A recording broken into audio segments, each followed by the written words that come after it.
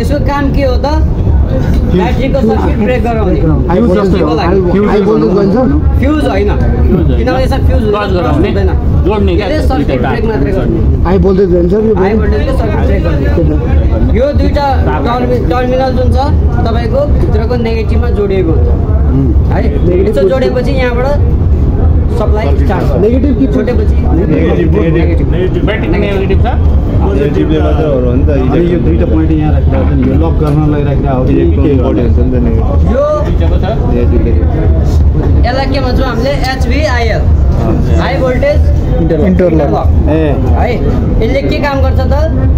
यो मेरो MSD properly connected भयो लक भयो भनेर भेरिफिकेसन यसले गर्छ यसमा सर्टेन रेजिस्टेन्स हुन्छ र यो BMS ले रिड गर्छ यो के अरे हाई भोल्टेज इन्टरलक भनेको तपाईँको कुनै गाडीमा दुईटा सर्किट दिएको हुन्छ कुनैमा एउटा दिएको हुन्छ यो चाहिँ हाम्रो एउटा भयो हाई भोल्टेज इन्टरलक दुईटा पनि हुन्छ दुईटा यो सर्किट दुईटा हुन्छ यसले कसरी काम गर्छ त यसमा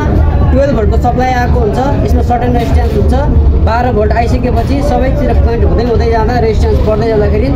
जहाँ रिडिङ उसले पाउनु पर्ने हो उसले 10 or 6 जति पनि हुनसक्छ आफ्नो कम्पनी अनुसारको उसले त्यो भोल्टेज रिडिङ गरेपछि बल्ल यसलाई भेरिफाई के भयो त यो मेरो प्रपरली कनेक्टेड छ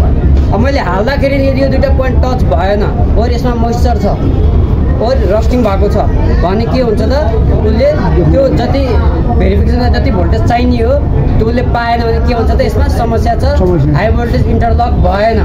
मतलब प्रधानमन्त्रीको सवारी अब हुँदैन अप्ठ्यारो छ ड्यासबोर्डमा HVIL भन्नु आउँछ हाई भोल्टेज इन्टरलक इरर भन्दा त्यस्तो समथिङ प्रब्लम चाहिँ आउँछ है अब यसलाई खोल्ने तरिका हेरौँ यो लागेको कन्डिसनमा छ खोल्नको लागि पहिला यो लक तान्नु पर्यो त्यसपछि यो प्रेस गर्ने र यसलाई उठाएर तान्ने यो खोलेर यसलाई यसरी जबरजस्ती तान्ने होइन जब यो लक कन्डिसनमा छ हामीले यो गरेर यो छुटाएपछि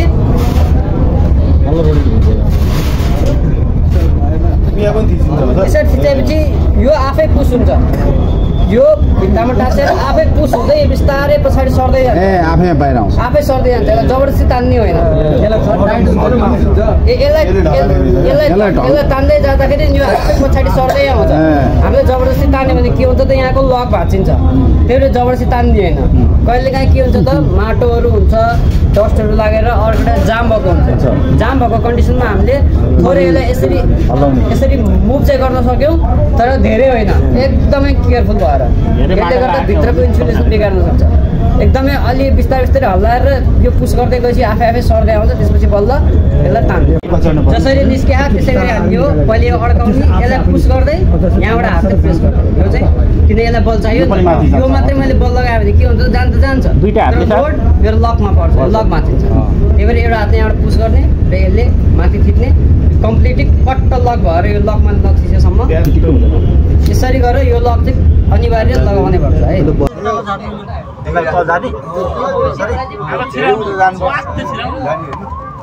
घडाप थिच्नु न हो त्यसले ठेल्दै हो त्यो हातले अरेन्ज भागमा भयो अब त्यो लक घुमाउनु त